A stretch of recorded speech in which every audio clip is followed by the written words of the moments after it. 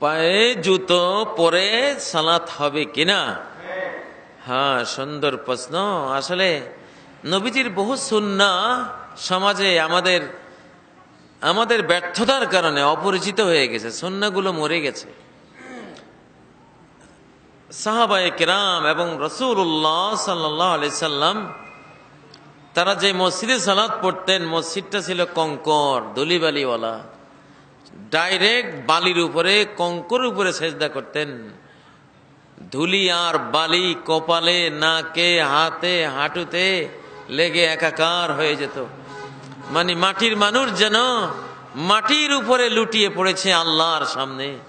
সেই যে কি আবেগ, সে যে কি আল্লাহ মুখিতা, আল্লাহর সামনে বিনয়, ভালোবাসা, যেন কাদা মাটিতে নিজেকে লুটিয়ে দিয়েছেন। এমনকি কদরের রাতে তো ওই মসজিদে যখন বৃষ্টি হলো, কাদা, ওই দিন বালিগুলি কাদায় রূপান্তরিত হয়ে নবীজির কপালে, নাকে, হাতে, হাঁটুতে লেগে একাকার।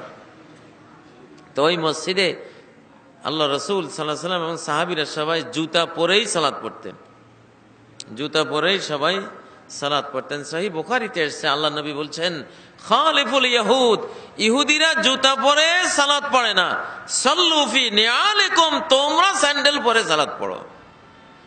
ইহুদিদের খেলাফ করো। কারণ দুনিয়ার সব অফিসে যাইতেই ভদ্রলোকেরা, অফিসাররা শু পরে যায়, কারণ অফিসের একটা মান মর্যাদা আছে, শু পরে যায়, ঠিক না? পায়ের শুটা একটা পায়ের জিনাত, পায়ের সৌন্দর্য। আল্লাহ বলেছেন, খুযু জিনাতাকুম ইনদা কুল্লি মসজিদ, মসজিদে যাওয়ার সময় সৌন্দর্য, যেটা ভূষণ, যেটা তোমার বস্ত্র, এটা নিয়ে যাও। হ্যাঁ, তো পায়ের ভূষণ হলো পায়ের জুতো, পায়ের স্যান্ডেল। এই জন্য ইসলামের মূল বিধান ছিল স্যান্ডেল জুতো পরে সালাত পড়া। তো একবার নবীজির জুতার মধ্যে নাপাক ছিল। জিবরাইল এসে বলেন, ইয়া রাসূলুল্লাহ, আপনার জুতার মধ্যে নাপাক আছে। নবীজি জুতাটা খুলে ফেলে দিলেন। সাহাবায়ে কেরাম ভাবলেন মনে হয় জুতা খোলার নির্দেশ এসছে, আম ভাবে তারাও সবাই জুতা খুলে ফেলে দিলেন। নবীজি সালাম ফিরিয়ে বললেন, আমাকে তো জিবরাইল বলেছেন আমার জুতার তলায় নাপাক আছে, এই জন্য খুলে ফেললাম, তোমরা ফেলে দিলা কেন? ক্বালু ইয়া রাসূলুল্লাহ রাআইনাকা আলকাইতানা আলাইকা, আমরা দেখেছি আপনি ফেলে দিয়েছেন, এই জন্য আমরাও খুলে ফেলে দিয়েছি। তাহলে বোঝা গেল স্যান্ডেল পরে সালাত পড়লে সওয়াব বেশি হবে।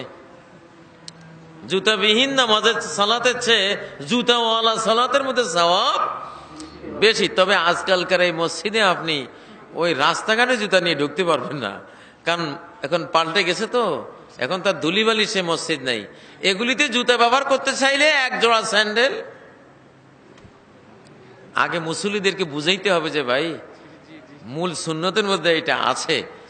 1-2 বছর ইমাম সাহেব ওয়াজ করবে, বুঝাবে, হাদিস লিখি দিবে, না হলে তো ধরে মেরে ফেলবে, কইবে মসজিদে জুতা ঢুকাইছে, বুঝেন না, জান নিয়ে টানাটানি হবে।